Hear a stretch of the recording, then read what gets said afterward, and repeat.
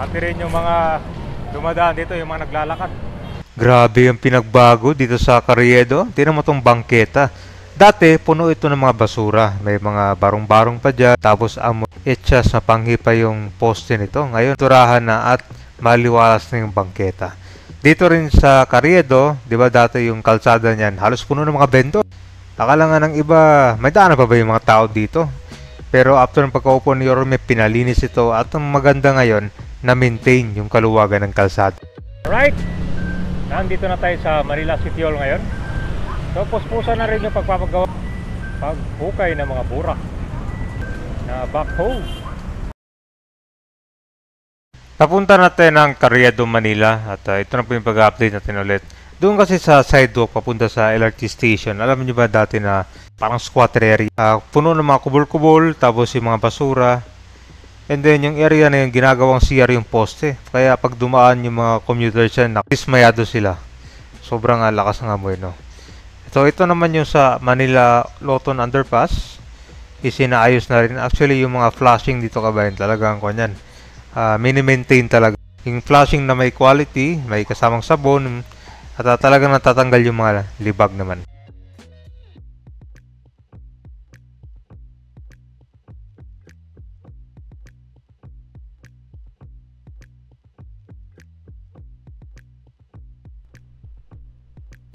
Puspusan na rin yung kinoconstruct dito na Pasig River Esplanade.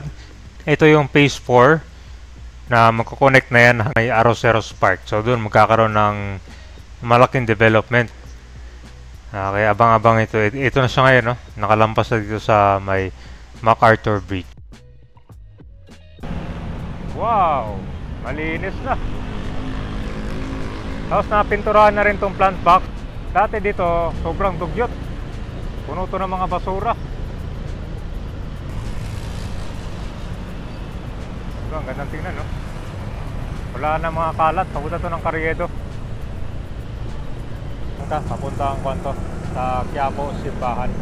So ito yung bagong gawa ito. Pag-alis sa mga obstruction. Ito, tanggal na rin yung panghi dyan, no? Pag dumaan ka kasi dito, talagang maamoy mo yung... Pero may botelya pa nga, oh. Diba, ang ganda na?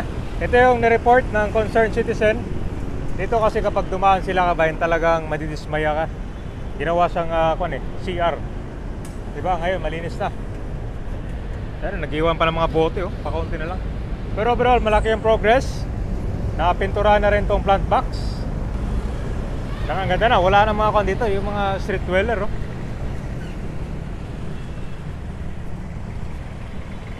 Dito yun dati, tinatapon nila yung basura dyan.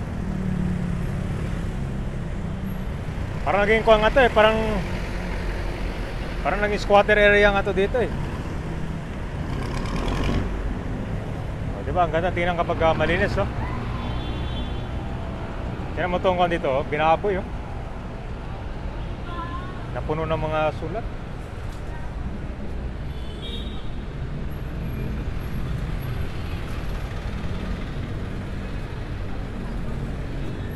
Malinis na tingnan, wala mga basura.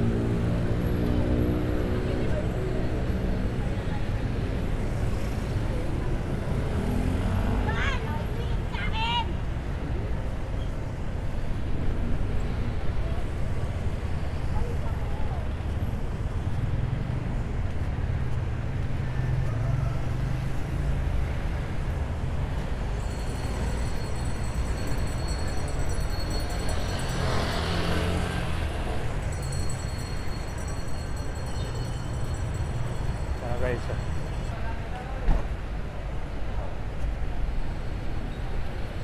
laging improvement. Tingnan natin yung vendors dito kung maluwag pa rin ba, marami pa rin balatag.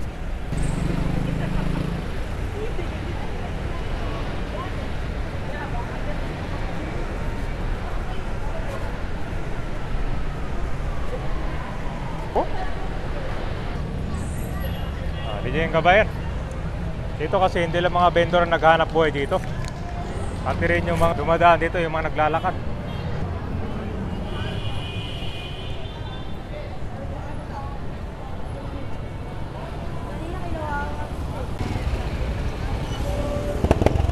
Mas maayos na ngayon.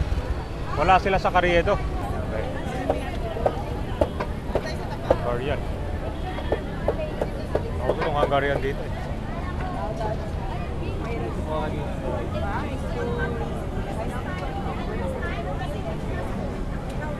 Ayan. Lechong kawali.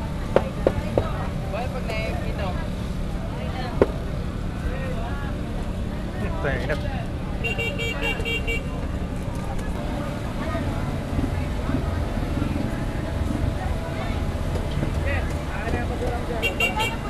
Mahanap ka naman ng lechon. Lechon everyday dito. Yung sila ito. Lechon. Araw-araw itong lechon kaya? Araw-araw? Araw-araw yan, bago. Araw-araw bago, araw-araw malutong. Karyedo. Dapat malinis talaga dun. Yan, mga patok na kayo ito. Sisig.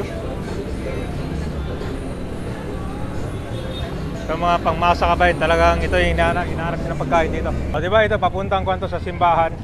Kanyang kaluwag, diba? Ang ganda oh.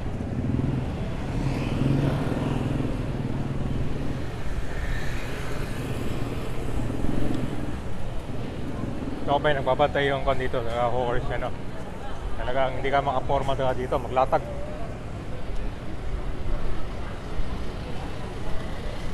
Kanyang kahigpit dito.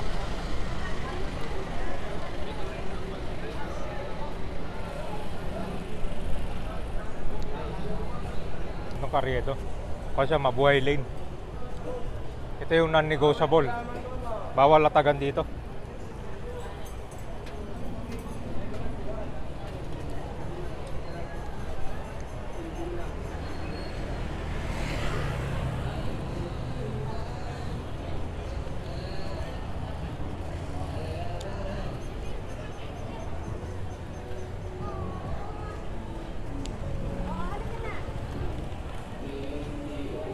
Na rin mga presyong divisoria dito tulad nito mga damit. Mas mura kung wholesale kayo bibili.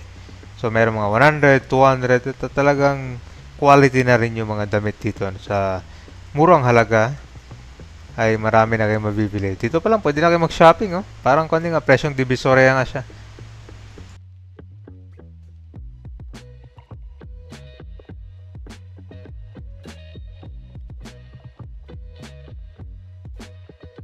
So ang itsura nitong Rizal Avenue dati, alam niyo ba na parang palengke dito. Puno ng mga vendors. Hirap dumaan yung masasakyan dati. Ngayon, mas maliwalas na siya. Kasama rin sa non-negotiable roads. Bawal yung mga vendor talaga, lalo na dito sa Kalagit. Alam niyo kasi dito sa Manila, hindi lang naman yung mga vendors ang naghahanap buhay dito. Yung mga nagtatrabaho, mga estudyante, yung mga may business dito, magdi-deliver. Kapag sobrang traffic dito, apektado rin yung mga iba na naghahanap buhay, diba? So, ganyan yung nabanggit ni Yorme talaga. Dapat patas lahat.